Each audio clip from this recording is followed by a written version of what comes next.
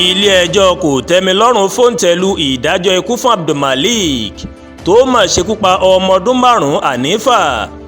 ilé-ẹjọ́ kòtẹ́milọ́rùn nílùú Kánò mà ti fòńtẹ̀ lu ìdájọ́ ikú fún Abdulmalik Tanko tó mà jí ọmọ ọdún 5 Hanifa Abubakar gbé tí ó sì padà ṣekú pa. adájọ́ A.R. Mohammed ó mà yí ẹjọ́ kòtẹ́milọ́rùn tí Tanko má pè lórí ìdájọ́ ikú tí ilé-ẹjọ́ gíga ìpínlẹ̀ Kánò mà dá fún tẹ́lẹ̀ dànù. ṣáájú ní ilé-ẹjọ́ gíga ìpínlẹ̀ Kánò ó ti dájọ́ wípé kí wọ́n lọ yẹgi fún Tanko lẹ́yìn tí ilé-ẹjọ́ fìdí rẹ̀ múlẹ̀ pé ó má jẹ̀bi ẹ̀sùn ìpànìyàn tí wọ́n fi kàn án. nínú oṣù kejìlá ọdún 2021 ó ní Tanko adarí ilé ẹ̀kọ́ Noble Kid Academy tó wà níjọba ìbílẹ̀ Nasarawa ní Kánò ó mà jí Hanifa Abubakar tó jẹ́ ọmọ ọdún 5 ó mà jí gbé o. tí ẹ ò bá gbàgbé, Hanifa jẹ́ ọ̀kan lára àwọn akẹ́kọ̀ọ́ ilé ẹ̀kọ́ náà lẹ́yìn tí Tanko béèrè fún mílíọ̀nù 6 náírà owó ìtúsílẹ̀ lọ́wọ́ àwọn òbí Hanifa. ìmọ̀ ló mọ̀ fún ní oògùn pekúpekú ó mọ̀ fún jẹ tí ọmọ náà sì gbabẹ̀ kú. Tanko ló pa ọmọdé yìí bí ìròyìn ṣe wí, ó sì sìnkú rẹ̀ sínú ihò kan tí kò jìn. àṣírí mà tú lẹ́yìn ìwádìí ọlọ́pàá, wọ́n sì fọwọ́ òfin mú Tanko ẹni ọdún 38 nígbà náà.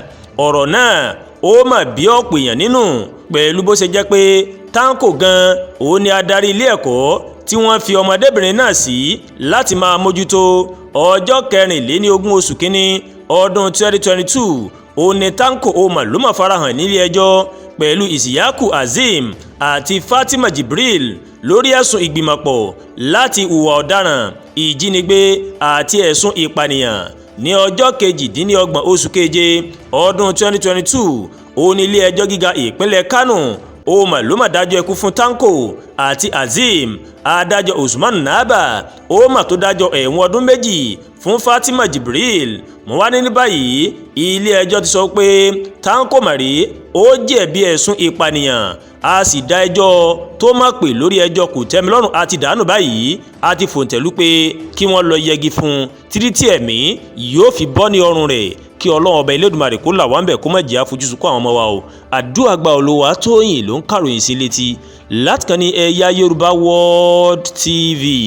bẹ́ẹ̀ ṣe ń wò wá, ẹ máa bá wa like, ẹ máa share, ẹ máa comment, ẹ má tún gbàgbé láti bá wa subscribe sórí YouTube channel wa, kẹ́ wá bá wa tẹ notification bell láti lè máa máa wo ètò wa lọ́kòjọ̀kan tó bá ti gorí ìkànnì yìí. ẹ ṣé púpọ̀ tẹ́ wò wá o, a kú iṣẹ́ tàná, a dẹ̀ kú múra iṣẹ́ tòní, àánú Ọlọ́run bá rèé kò ní dágbére nínú ayé mi àti yín o.